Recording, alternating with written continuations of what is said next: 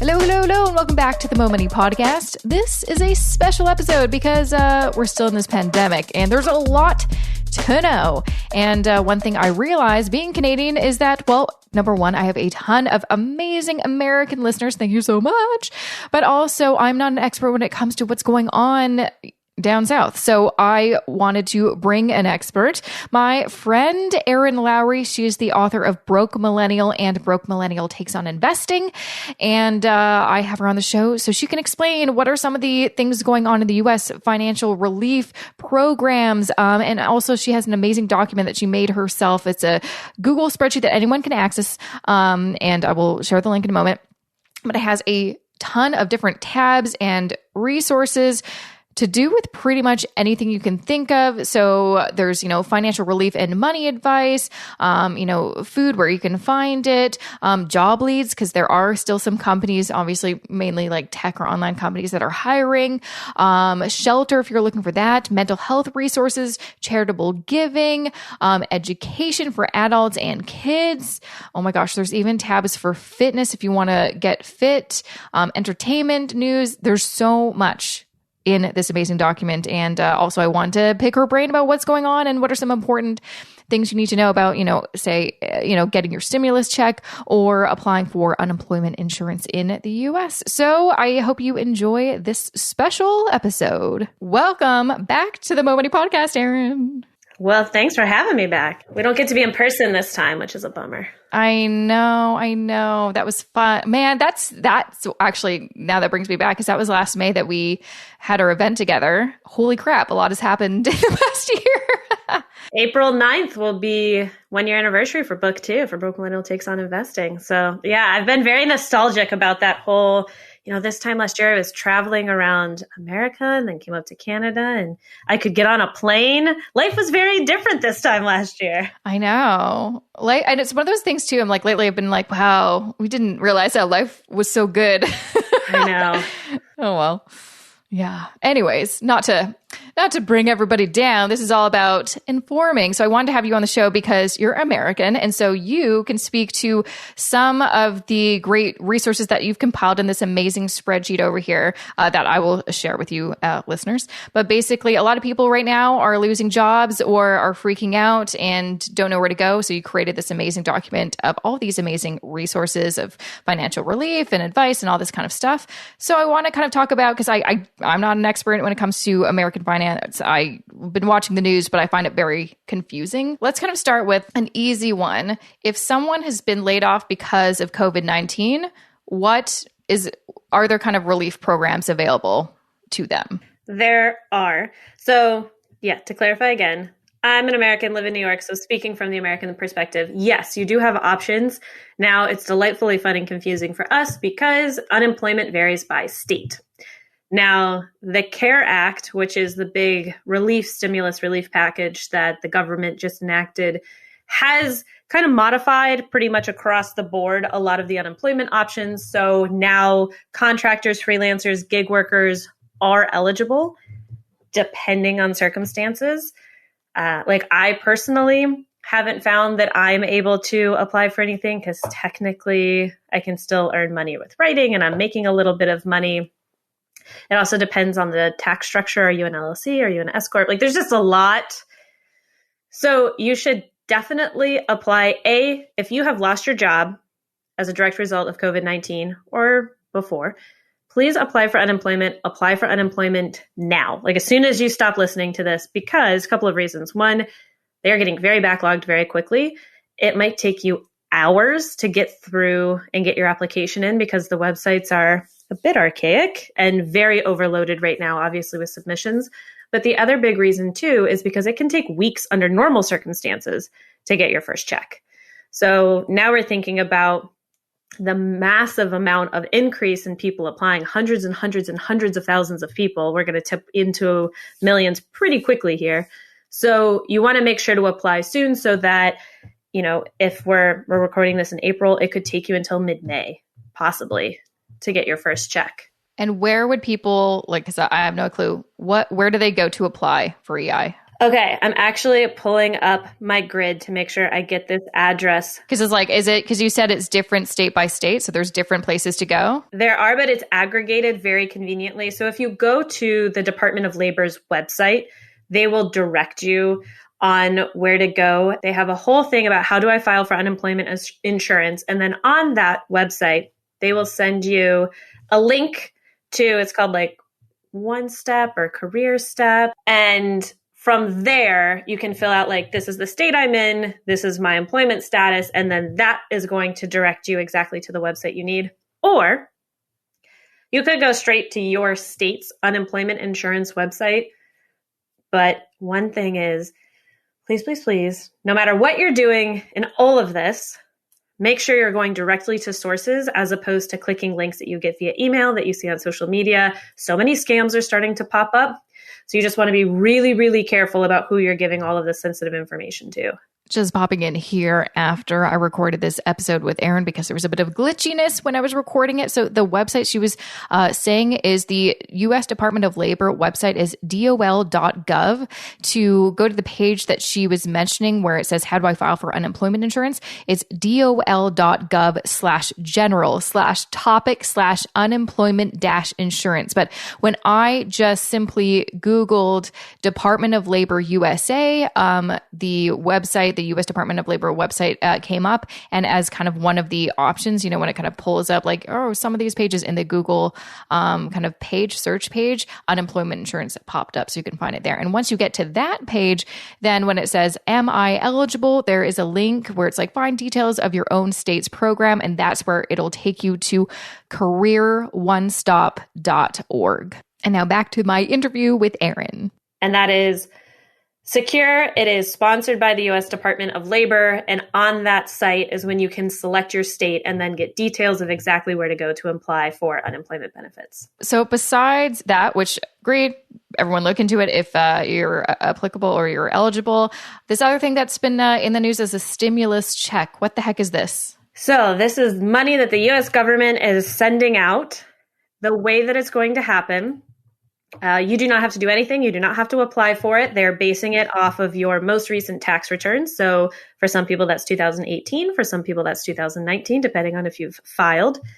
And just a note, the deadlines for both state and federal have been pushed to July 15th. So if you haven't done it yet, or if you made less money in 2018 than 2019, so you want that to be the return they're using, you are free to do that. There's nothing illegal about doing that. So what the government is doing is sending $1,200 per eligible adult in the household, and there are income caps. So if you make let me make sure I get this right. Believe it, $75,000 or less as a single filer, you are eligible for the full amount.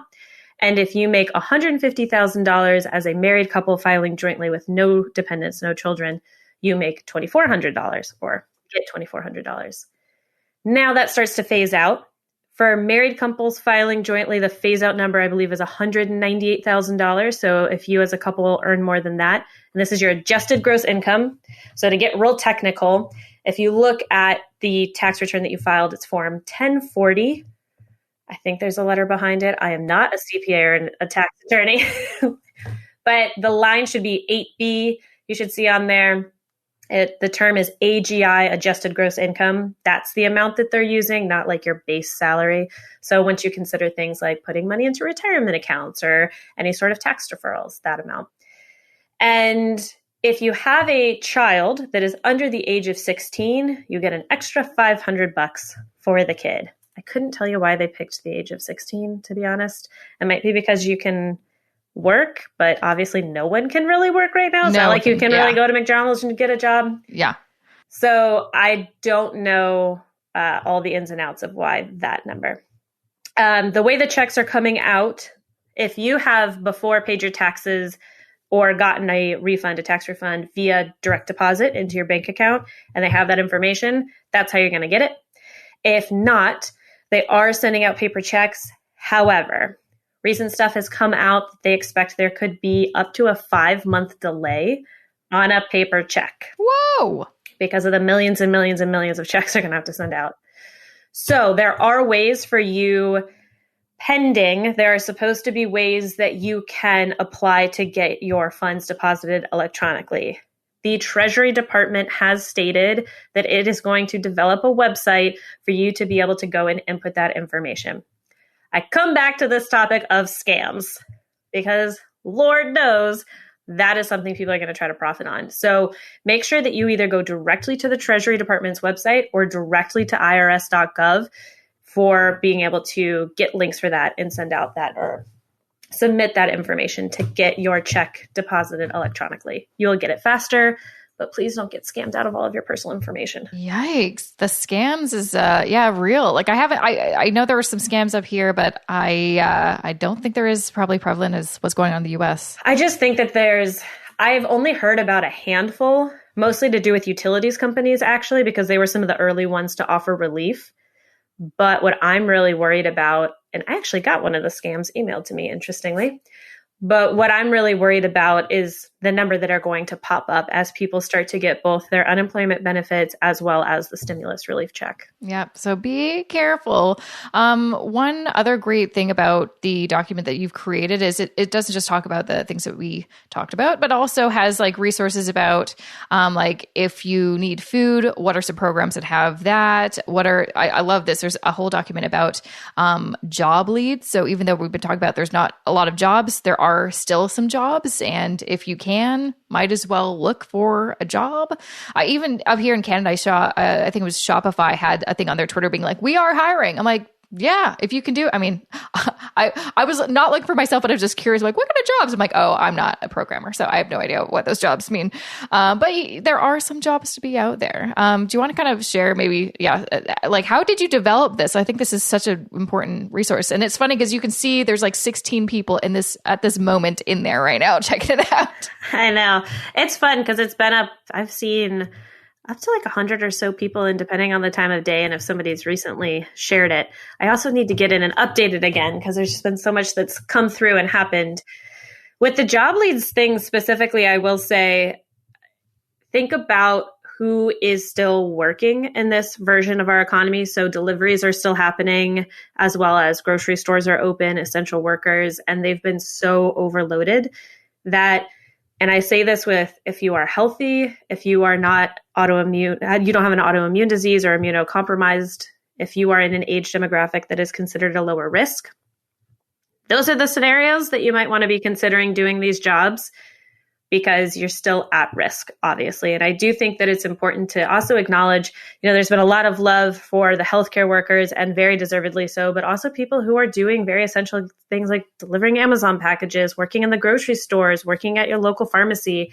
Like, these people are all also putting their lives at risk in a lot of ways. So huge thank you to them, but also for those who are in either like so desperately need to make the money right now and you're not eligible for maybe relief programs, or something is happening where it's just a very, very desperate need. That is one thing to consider. There are also things on here in terms of recruiting jobs.